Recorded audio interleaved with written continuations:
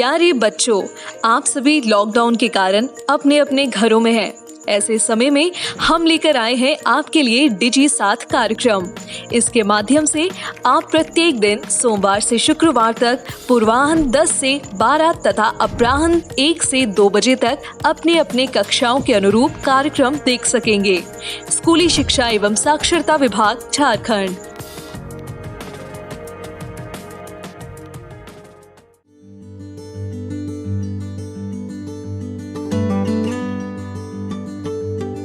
जोहार, JCERT की digital शाला में आपका स्वागत है। आज के सत्र में हम कक्षा 6 के गणित विषय के पाठ क्षेत्रफल के बारे में जानेंगे। बच्चों, हम यहाँ पर देख रहे हैं दो त्रिभुज, एक बड़ी है और एक छोटी। ये तो सभी को नजर आ रहा है। तो जगह कौन ज्यादा घेर रहा है, बड़ा वाला और छोटा वाला कम जगह घेर रहा है। ये जो जगह घेरने की बात है, जगह घेर रहा है जो कह रहे हैं, इसे ही हम कहते हैं क्षेत्रफल। तो बच्चों, आज हम इसी क्षेत्रफल के बारे में पढ़ेंगे। तो अभी तो हमने जान लिया कि क्षेत्रफल क्या है। कोई भी आकृति जितना जगह घेरता है उसे उसका क्षेत्रफल कहते हैं। अब है कि हम इसे निकालते कैसे हैं, किस तरह से हम किसी आकृति का क्षेत्रफल कितना है वो निकालते हैं। चलिए, इसके लिए एक विधि हम देखते हैं। हमने एक ग्राफ पेपर लिया है और मेरे पास ये एक त्रिभुज है। इस त्रिभुज का हमें क्षेत्रफल निकालना है। इसे कैसे हम निकालेंगे, इसके लिए हमने एक ग्राफ पेपर लिया है और इस त्रिभुज को इस ग्राफ पर हम रखते हैं इस तरह से।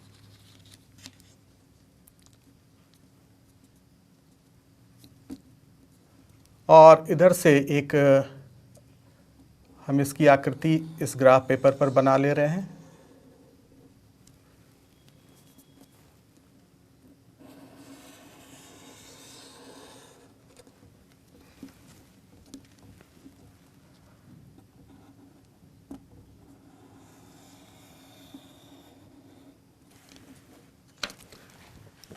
अब हम देख रहे हैं ये आकृति हमारी त्रिभुज के इस ग्राफ पेपर पर हमने रख दिया है।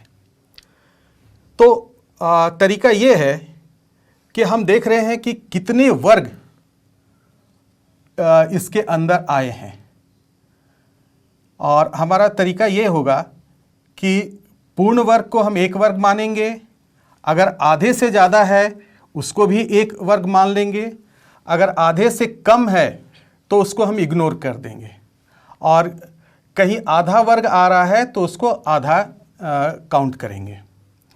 तो यहाँ देखते हैं सबसे पहले पूर्ण वर्ग कितने हुए।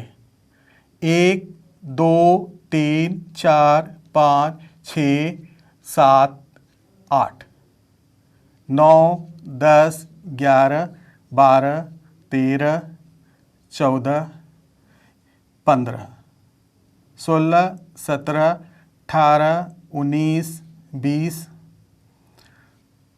21, 22, 23, 24, 25, 26। तो यहाँ पूर्ण वर्ग हो गए कितने, 26। अब देखते हैं आधे से ज़्यादा कहाँ कहाँ है। ये आधे से ज़्यादा है तो एक हम काउंट करेंगे, एक। ये आधे से कम है, इसे हम इग्नोर कर दे रहे हैं। फिर ये आधे से ज़्यादा है तो ये 1, ये 2, ये इग्नोर हो गया, ये 3, ये भी इग्नोर हो गया। ये भी ज़्यादा है, 4, ये कम हो रहा है, ये भी कम हो रहा है, ये भी कम हो रहा है। यहाँ 5, 6, 7। तो आधे से ज़्यादा वर्ग कितने हो गए, 7। तो इसे हम पूर्ण वर्ग मान लेते हैं। अब आधे वाले वर्ग कौन है, आधे वाले तो नहीं लग रहे हैं कोई है। तो हमारी इस त्रिभुज की का क्षेत्रफल हो गया 26 जोड़ 7 33 वर्ग इकाई लगभग में, ये लगभग इतना आ रहा है। इकाई यहाँ हमने ये इसे लिया था, ये 1 इंच का है, तो हम यहाँ कह सकते हैं 33 वर्ग इंच। तो ये एक तरीका है हमें क्षेत्रफल निकालने का। अब हम कुछ विशेष आकृतियों के क्षेत्रफल निकालना सीखेंगे। पहला आकृति हमारा है आयत का क्षेत्रफल। कैसे निकालते हैं हम आयत का क्षेत्रफल? सबसे पहले हम आयत बनाते हैं। एक 5 इकाई इधर लिए और 3 इकाई इधर लिए। आप अपनी कॉपी पर बना सकते हैं 5 सेंटीमीटर और 3 सेंटीमीटर, या 5 इंच और 3 इंच। हमारे बोर्ड पर अगर सेंटीमीटर बनाएंगे तो बहुत छोटा हो जाएगा, इसलिए हमने ये 2-2 इंच का लिया है और इसी को 1 इकाई माना है। तो हमने एक आयत बनाया, 5 इकाई लंबाई और चौड़ाई 3 इकाई। तो हम देखते हैं कि इसमें कितने वर्ग हुए। गिनते हैं 1 2 3 4 5 6 7 8 9 10 11 12 13 14 15। तो हमारा आयत का क्षेत्रफल हो गया 15 वर्ग। 15 वर्ग थे इकाई। आप अगर कॉपी में बनाएंगे तो क्या लिखेंगे? 15 वर्ग सेंटीमीटर। और अगर इंच लेकर बनाएंगे तो 15 वर्ग इंच। तो वर्ग का भी अर्थ यहाँ समझ में आ रहा है कि कितने वर्ग हुए। इसी के कारण हम हमेशा क्षेत्रफल में वर्ग लिखते हैं। अब इस 15 को हम 5 गुना 3 लिख सकते हैं ना, वर्ग इकाई। लेकिन ये 5 और 3 है क्या? 5 है लंबाई और 3 है चौड़ाई। तो ये हो गया लंबाई गुना चौड़ाई। तो हमारा आयत का क्षेत्रफल का फॉर्मूला आ गया लंबाई गुना चौड़ाई। अब ठीक इसी तरह से हम वर्ग का क्षेत्रफल देखते हैं। तो 4 इकाई वाला एक वर्ग बनाते हैं, यानी इसकी चारों भुजाएं होंगी 4-4 इकाई की। फिर इसे हम ग्राफ की तरह हम इसे वर्गों में बांट देते हैं। 4 इकाई थी तो एक-एक वर्ग, एक-एक इकाई पर हमने ये लाइन ड्रॉ किया, कॉलम, और फिर ये एक-एक इकाई पर इधर किया। तो अब देखते हैं कि ये एक वर्ग इकाई हो गया, ये एक वर्ग इकाई हुआ। तो कितने वर्ग इकाई यहाँ बन रहे हैं? फिर गिनते हैं 1 2 3 4 5 6 7 8 9 10 11 12 13 14 15 16। अर्थात इस वर्ग में 4 इकाई वाले वर्ग में हमारा कितना वर्ग इकाई बन रहा है? तो ये बन रहा है 16 वर्ग इकाई। मैं फिर दोहरा रहा हूँ, आप अपनी कॉपी पर बनाएंगे तो ये 1-1 सेंटीमीटर लेंगे तो यहाँ 4 सेंटीमीटर हो जाएगा, और ये 4 सेंटीमीटर का वर्ग बनेगा तो यहाँ हो जाएगा 16 वर्ग सेंटीमीटर। और अगर इंच लेकर बनाएंगे तो 16 वर्ग इंच। लेकिन ये 16 क्या है? इसे हम लिख सकते हैं 4 गुना 4। तो 4 था क्या? भुजा, गुना भुजा। तो हमारा वर्ग का क्षेत्रफल निकालने का फॉर्मूला हमें मिल गया भुजा गुना भुजा। तो 2 फॉर्मूला हम देख रहे हैं, आयत का क्षेत्रफल और वर्ग का क्षेत्रफल। तो आयत का क्षेत्रफल आ गया लंबाई गुना चौड़ाई, और वर्ग का क्षेत्रफल आ गया भुजा गुना भुजा। और हमने ये भी जाना कि ये बाद में जब भी क्षेत्रफल हम निकालते हैं तो ये जो अंक लिखते हैं, संख्या लिखते हैं, इसके बाद हमेशा वर्ग लिखते हैं। क्यों वर्ग लिखते हैं? ये बिल्कुल स्पष्ट है, क्योंकि ये वर्ग बन रहा है, इसी की गिनती हम कर रहे हैं। इसलिए जब भी क्षेत्रफल हम निकालेंगे तो ये पहले तो कुछ संख्या होगी, इस संख्या के बाद फिर वर्ग अवश्य लिखेंगे। क्षेत्रफल के कॉन्सेप्ट को और क्लियर करने के लिए हम लोग कुछ उदाहरण देखते हैं। पहला उदाहरण है, उस आयत का क्षेत्रफल ज्ञात करें जिनकी भुजाएं 3 सेंटीमीटर और 4 सेंटीमीटर है। यहाँ हमारा दिया हुआ है आयत की लंबाई 4 सेंटीमीटर, आयत की चौड़ाई 3 सेंटीमीटर। और आयत का क्षेत्रफल का फॉर्मूला अभी हमने थोड़ी देर पहले जाना है, लंबाई गुने चौड़ाई। तो ये हो गया 4 गुना 3 बराबर 12 वर्ग सेंटीमीटर। दूसरा उदाहरण देखते हैं। उस वर्ग का क्षेत्रफल ज्ञात करें जिसकी भुजा 10 सेंटीमीटर है। तो वर्ग की भुजा दी हुई है 10 सेंटीमीटर, वर्ग का क्षेत्रफल हम जानते हैं भुजा गुने भुजा, यानी 10 गुना 10 बराबर 100 वर्ग सेंटीमीटर। हमारा तीसरा उदाहरण है 50 मीटर लंबाई वाले एक आयताकार बगीचे का क्षेत्रफल 300 वर्ग मीटर है। बगीचे की चौड़ाई ज्ञात कीजिए। ये हमारा बागीचा है और इसकी लंबाई दी हुई है 50 मीटर, चौड़ाई नहीं दी हुई है, जिसे हमें निकालना है। तो बगीचे का क्षेत्रफल हमारा दिया हुआ है 300 वर्ग मीटर। इससे पूर्व परिमाप वाले चैप्टर में भी हमने पढ़ा था कि इस तरह के प्रश्न में क्या करते हैं, बाईं ओर हम फॉर्मूला को लिखते हैं। तो ये चूंकि बगीचा आयताकार है इसलिए फॉर्मूला लिख रहे हैं लंबाई गुना चौड़ाई, और दाहिने तरफ तो 300 है ही। तो लंबाई की जगह कितना है हमारा 50 गुना चौड़ाई बराबर 300, अर्थात चौड़ाई बराबर 300 बटा 50। ये 50 गुना में था, इधर भाग में आ गया, और ये हम काटते हैं तो आ जाता है हमारा 6 मीटर। तो हमारी चौड़ाई इस बगीचे की आ गई 6 मीटर। चौथा उदाहरण हम देखते हैं। 500 मीटर लंबाई तथा 200 मीटर चौड़ाई वाले एक आयताकार भूखंड पर 8 रुपये प्रति 100 वर्ग मीटर की दर से टाइल लगाने का व्यय ज्ञात कीजिए, यानी खर्च ज्ञात कीजिए। इस तरह का हमारा भूखंड है, ये आयताकार, इसकी लंबाई दी हुई है 500 मीटर और चौड़ाई दी हुई है 200 मीटर। इस पूरे में टाइल लगाना है और प्रति 100 वर्ग मीटर का जो एरिया है इसका खर्च है 8 रुपया। तो कुल खर्च निकालना है। तो इसके लिए सबसे पहले हम क्षेत्रफल निकालेंगे। भूखंड की लंबाई ये है 500 मीटर, भूखंड की चौड़ाई ये है 200 मीटर।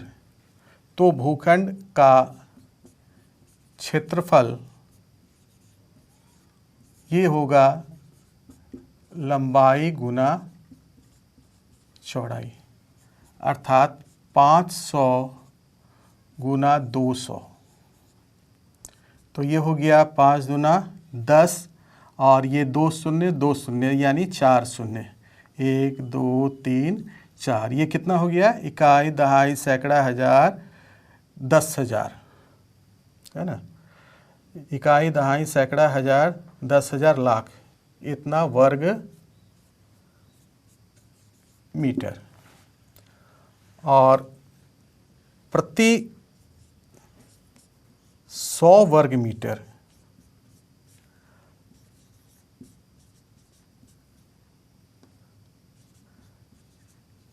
टाइल लगाने का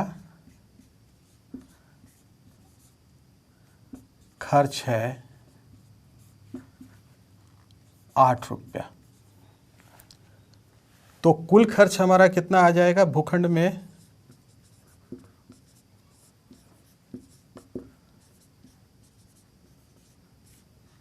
टाइल लगाने का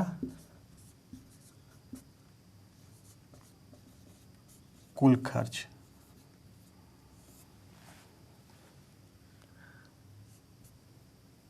तो ये हो जाएगा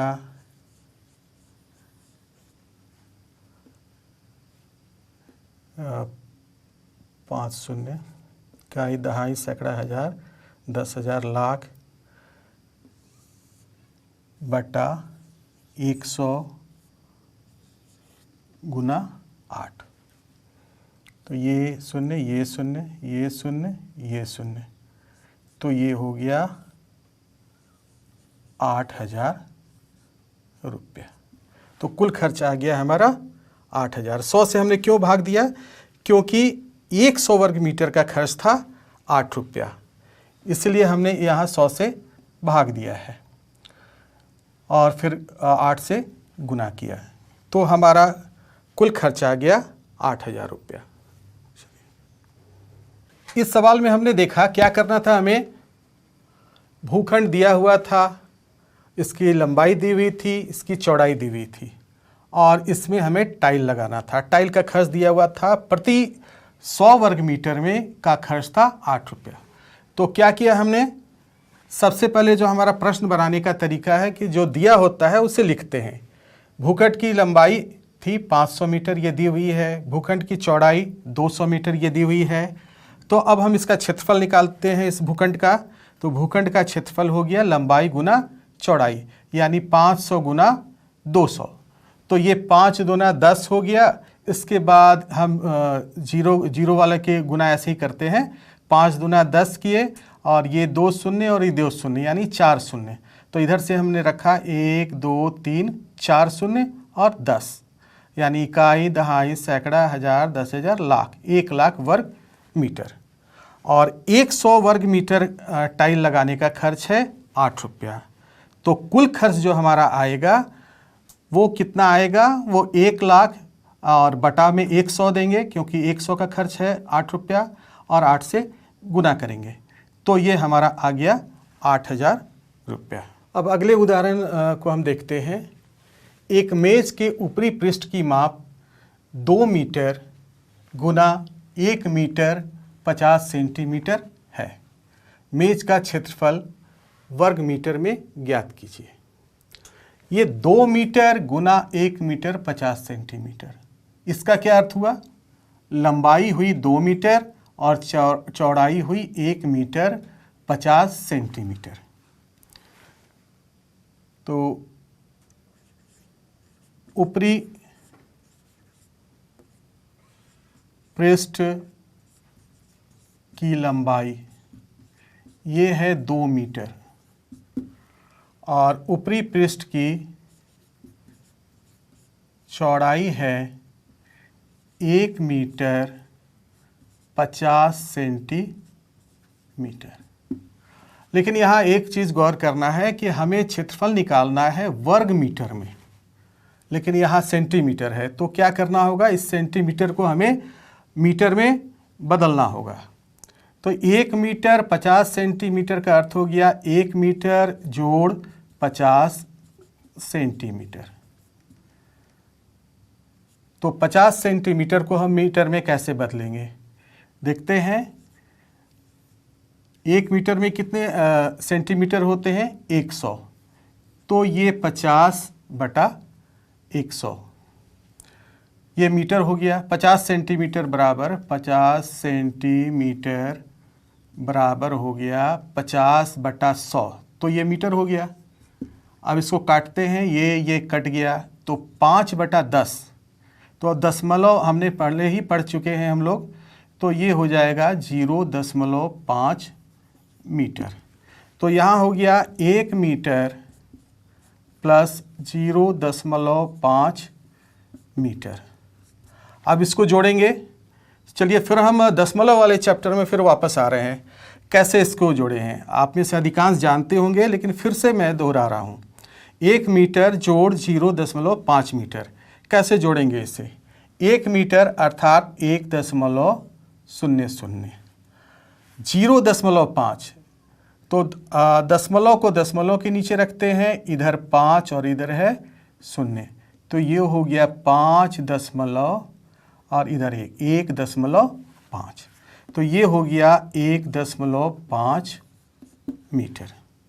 तो लंबाई हमारा है 2 मीटर, चौड़ाई है 1.5 मीटर। तो ऊपरी पृष्ठ का क्षेत्रफल बराबर लंबाई गुने चौड़ाई। लंबाई था हमारा 2 मीटर और चौड़ाई है 1.5 मीटर। फिर यहाँ दशमलव वाला गुना है, कैसे करते हैं आप जानते हैं, लेकिन फिर से मैं बता रहा हूँ, ये गुना 2। अभी दशमलव पर हम कोई ध्यान नहीं देंगे, तो सीधा 15 दूना 30 हो गया। अब हम दशमलव पर ध्यान देते हैं। ये दशमलव के दाहिनी ओर कितना अंक है? 1। तो हम ये दाहिनी ओर से हम गिनती करते हैं 1 अंक और यहाँ दशमलव डाल दिए, तो ये हो गया 3 वर्ग मीटर। तो ऊपरी पृष्ठ का हमारा क्षेत्रफल आ गया 3 वर्ग मीटर। एक बार फिर से हम देखते हैं इसको कैसे हमने हल किया। ऊपरी पृष्ठ का लंबाई यहाँ दिया हुआ था 2 मीटर, चौड़ाई है 1 मीटर 50 सेंटीमीटर। अब हमें यहाँ देख रहे हैं कि हमें क्षेत्रफल चाहिए वर्ग मीटर में, तो इस सेंटीमीटर को तो हमें मीटर में बदलना होगा। चलिए पहले हम सेंटीमीटर को मीटर में बदलते हैं।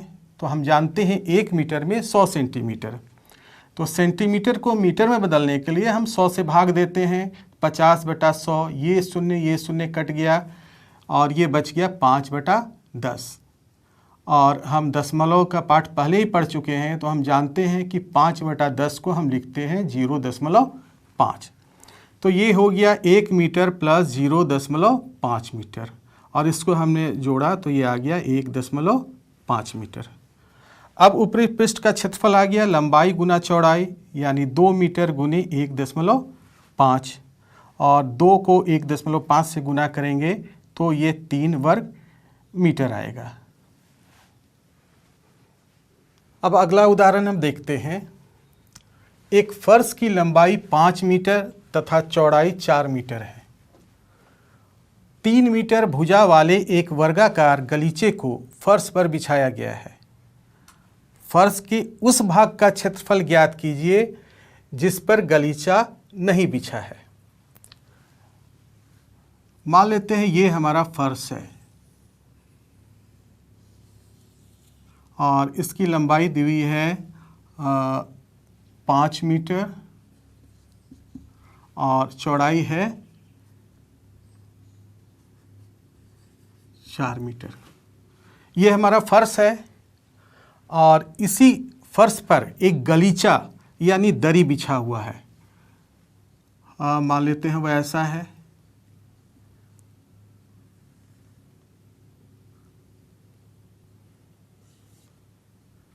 ऐसा है और इसकी भुजा है 3 मीटर।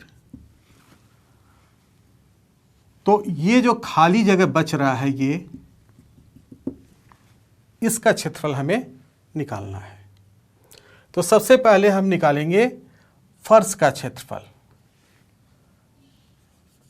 फर्श की लंबाई ये हमारा है 5 मीटर।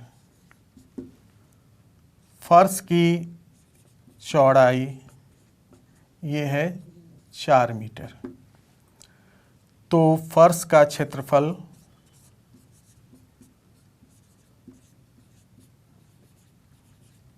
ये होगा लंबाई गुना चौड़ाई, अर्थात 5 गुना 4 बराबर 20 वर्ग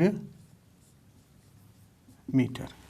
तो हमारा फर्श का क्षेत्रफल आ गया 20 वर्ग मीटर। लंबाई थी 5, चौड़ाई थी 4, तो क्षेत्रफल लंबाई गुना चौड़ाई ये हो गया 5 गुना 4 यानी 20 वर्ग मीटर। अब हम गलीचे का क्षेत्रफल निकालेंगे। तो सबसे पहले गलीचे की लंबाई,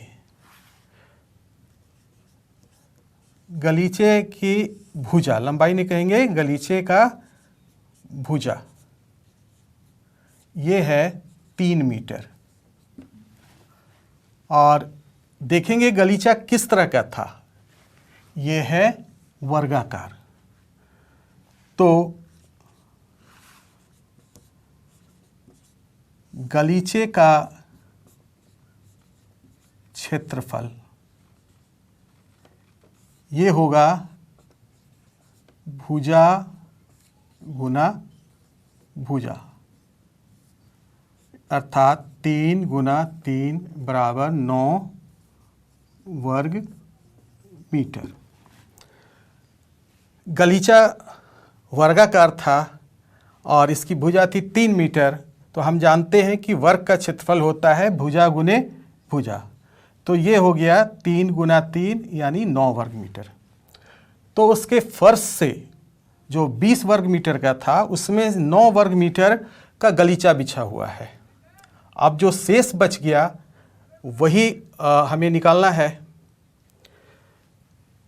तो जिस भाग पर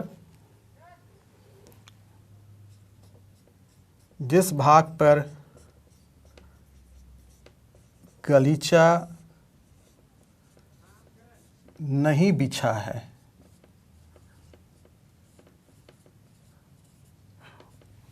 ये कैसे निकालेंगे? फर्श के क्षेत्रफल से, इस फर्श के क्षेत्रफल से हम इस गलीचे के क्षेत्रफल को घटा देंगे तो हमें ये निकल जाएगा कि गलीचा कहाँ पर बिछा हुआ नहीं है। तो ये है फर्श का क्षेत्रफल घटाव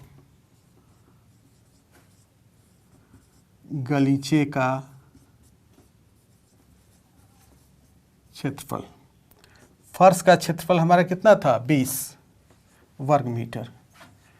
20 वर्ग मीटर और गलीचे का 9 वर्ग मीटर। तो जिस भाग में गलीचा नहीं बिछा हुआ है वो हो गया 11 वर्ग मीटर। यही हमें निकालना था।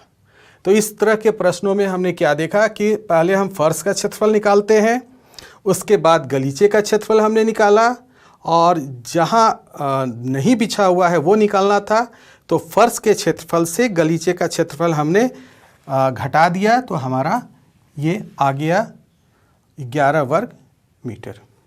तो अभी तक आपने जितने उदाहरणों को देखा और इससे पूर्व हमने देखा था कि क्षेत्रफल क्या है और कैसे निकाला जाता है, आयत का क्षेत्रफल निकालने का फॉर्मूला कैसे निकला, वर्ग का क्षेत्रफल निकालने का फॉर्मूला कैसे निकला। और इन उदाहरणों की सहायता से अब आप अपने जो पाठ्यपुस्तक के प्रश्नावली है इसे आप बनाएं। धन्यवाद। इस प्रसारण से संबंधित सुझाव, अपने प्रश्न इत्यादि आप हमें jcerg@gmail.com तथा टोल फ्री नंबर 1800 5728 585 पर संपर्क कर सकते हैं।